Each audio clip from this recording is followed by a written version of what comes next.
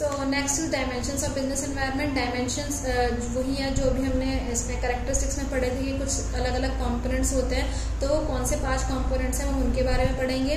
तो सबसे पहला होता है हमारा इकोनॉमिक एनवायरनमेंट। इकोनॉमिक एनवायरनमेंट के अंदर क्या आता है, it consist of gross domestic product, net income at national level and per capital level, profit earning rate, monetary and fiscal policy of the government etcetera.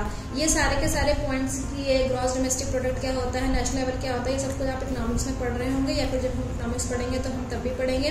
अभी हम सिंपल से समझने के लिए कर लेते हैं कि जितना भी जो हमारी जो हमारा कंट्री होती है उस कंट्री की कितनी इनकम है, कंट्री के लोगों की कितनी नेशनल इनकम है, कितना जीडीपी है, कितनी प्रॉफिट जो है कमा पा रही है हमारी सारी कंट्री के अंदर जितने भी हमारे बिजनेस है, तो उन सब के बारे में स्टडी करने को क्या कहा जाता है, इकोनॉमिक एनवायरनमेंट कहा जाता है। दूसरा होता है सोशल एनवायरनमेंट। सोशल एनवायरनमेंट के अंदर क्या आता है, it consist of the customs and traditions of the society in which business is existing, it includes the standard of living, taste, preference etcetera.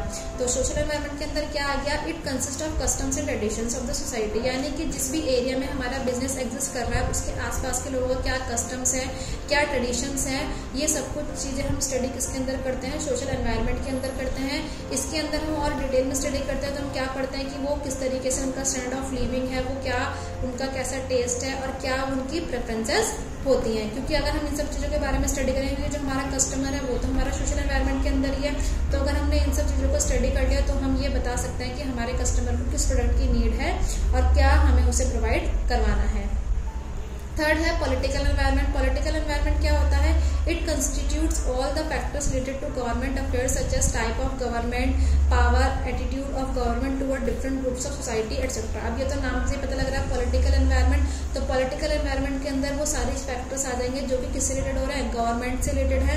अब गवर्नमेंट से रिलेटेड क्या क्या चीजें, गवर्नमेंट ने कोई नया रूल्स एंड रेगुलेशन तो नहीं बनाया, गवर्नमेंट ने अपना कोई और न्यू डिसीजन तो नहीं सुनाया, गवर्नमेंट किस तरीके से अलग अलग सोसाइटी के साथ क्या कर रही है, डील कर रही है। तो हमें अब पॉलिटिकल एनवायरनमेंट के बारे में भी पढ़ते रहना चाहिए, क्योंकि अगर एकदम से जैसे क्या कर देती है गवर्नमेंट, कुछ भी चीज़ एकदम से बैन कर देती है, किसी चीज़ का प्राइस कम कर देती है या फिर किसी चीज़ का प्राइस फिक्स कर देती है, तो उस चीज़ को हमें स्टडी करते रहना चाहिए ताकि हम अपने बिजनेस को क्या कर सकें, अच्छे से संभाल करके आगे ले सकें। सो नेक्स्ट है हमारा 4th नंबर पे लीगल एनवायरनमेंट। लीगल एनवायरनमेंट में क्या होता है, it constitute the laws and various legislation pass in the parliament like as trademark act, essential commodity act, weights and measures act etcetera. तो legal environment के अंदर क्या आते हैं, इसके अंदर सारे लॉज एंड रेगुलेशंस आते हैं जितने कि हमारे पार्लियामेंट ने पास किए हुए होते हैं। तो हमें इन सबको भी स्टडी करना चाहिए कि क्या क्या लॉज हमारे पार्लियामेंट हमें दे रहा है, या फिर जो लॉज पहले से बना रखे हैं कि क्या हमारा बिजनेस उसके अंडर रहकर ही काम कर रहा है, किसी लॉ को हम वायलेट तो नहीं कर रहे हैं।